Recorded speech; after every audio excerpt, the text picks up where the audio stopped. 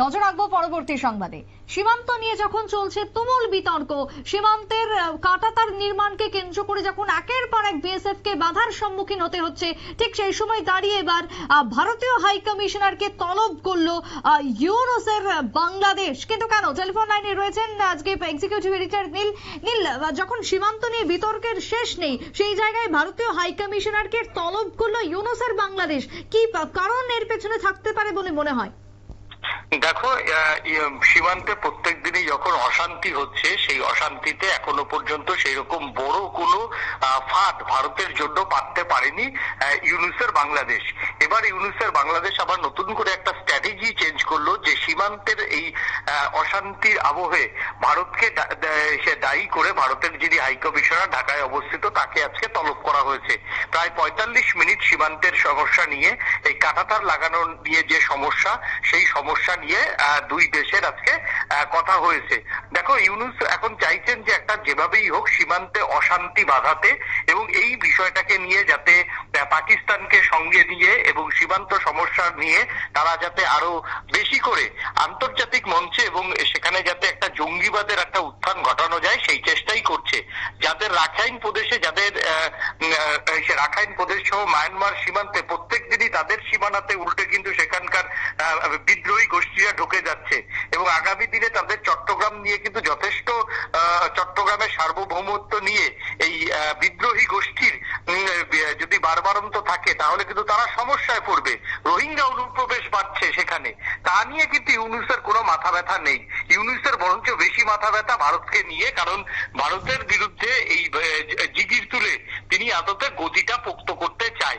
একদিকে কিন্তু তার এই তোমার হচ্ছে মায়ানমারের বিদ্রোহী গোষ্ঠীর জন্য তার দেশের সার্বভৌমত্ব কিন্তু প্রত্যেক দিনই নষ্ট হচ্ছে, কারণ একটা কথাই জানে, সেই মায়ানমারের বিরোধিতা করে বাংলাদেশের ভোট যুদ্ধে জেতা যাবে না। তার জন্য তার মায়ানমার পরিস্থিতি নিয়ে তার একটা হেলদোল নেই। সেই জন্যই মোটামুটি আজকে ভারতের হাই কমিশনারকে ডেকে পাঠায়, সেখানে হয়তো একটা আলোচনা হয়েছে, এবং সেই আলোচনার মাধ্যমে তারা একটা কড়া বার্তা দিতে চাইছে, এইরকমটাই বাংলাদেশের জনগণকে বোঝাবে, এবং বুঝিয়ে তারা একটা ভারতের বিরুদ্ধে তাদের কঠোর অবস্থান, বিরাট বড় বিপ্লবী। এদিকে ভারত থেকে না চাল গেলে দুই বেলা খেতে পাচ্ছে না, ভারতের কাছে চাল ভিক্ষা চাইছে, এখনো ভিক্ষার করে বিদ্যুৎ নিচ্ছে, এখনো পর্যন্ত এই ত্রিপুরা রাজ্যেরই টাকা তারা পরিশোধ করতে পারছে না। এদিকে সীমান্তে প্রত্যেক দিন অশান্তি তৈরি করছে। মানে এটা একটা বাংলাদেশের একটা নতুন চাল, ইউনুসের নতুন চাল, সেই চালেতেই আজকে এইরকম একটা বৈঠক করলো, এবং এটাকে মানে বাংলাদেশের জনগণের কাছে উপস্থাপিত করবে যে ভারতের হাই কমিশনারকে দেখে কড়া বার্তা দেওয়া হয়েছে, ইত্যাদি ইত্যাদি, তারা বুঝিয়ে জাস্ট একটা ভারত বিরোধী অবস্থানটাকে যাতে স্পষ্ট করা যায়, এবং সেখানে যাতে জঙ্গিবাদের একটা আরো উত্থান ঘটানো যায়, সেই চেষ্টাই করা হলো। তবে এই ক্যাম্পগুলো ভারত সরকার খুব ভালো মতোই বোঝে। যদি পাকিস্তান সীমান্ত যদি ভারত নিশ্চিত নিরাপত্তা দিতে পারে, তাহলে এই বাংলাদেশ খুব একটা বেশি ভোগাবে না। সঠিক সময়কে ইউনুসকে বুঝিয়ে দেওয়া হবে, যেভাবে জাস্টিন ট্রুডোকে ভারত সরকার এখন বুঝিয়ে দিয়েছে, মইজুকেও বুঝিয়ে দিয়েছে, এই ইউনুসকেও ঠিক সময় ভারত বুঝিয়ে দেবে যে ভারতের দৌড় কতখানি, শুধু সময়ের অপেক্ষা। আর 10-12 দিন রয়েছে। যদি সেটা ট্রাম্প কি করবে, সেটা ট্রাম্প আর বাংলাদেশের অভ্যন্তরীণ বিষয়, সেই নিয়ে ভারত সরকার বিন্দুমাত্র বিচলিত নয়। ভারত ঠিক মতোই তাদের বুঝিয়ে দেবে। তবে এটা একটা মানে ওই তাদের আন্তর্জাতিক সীমান্ত নিয়ে একটা জিগির তোলা, একটা নতুন একটা অধ্যায়, যাতে এটা নিয়ে আগামী দিনে রাষ্ট্রসংঘে তারা যাতে ভারতের বিরুদ্ধে মুখ খুলতে পারে, আন্তর্জাতিক মঞ্চে যাতে ভারতের বিরুদ্ধে মুখ খুলতে পারে, তারই একটা চিত্রনাট্য, অত্যন্ত দুর্বল চিত্রনাট্য। কারণ ইউনুসের মতো বুদ্ধিমান লোকরা ভারতে অন্তত 1000 জন আছে, এবং ইউনুসের আমলাদের যা মাথায় বুদ্ধিশুদ্ধি, সেই সব পার করেই ভারতীয় আমলারা দীর্ঘ সারা পৃথিবী রাজত্ব করছে। তাই ইউনুসের এই বুদ্ধি নিয়ে খুব একটা ভারত ভাবিতও নয়, বা ভারত কিছুটা ভাববেও না।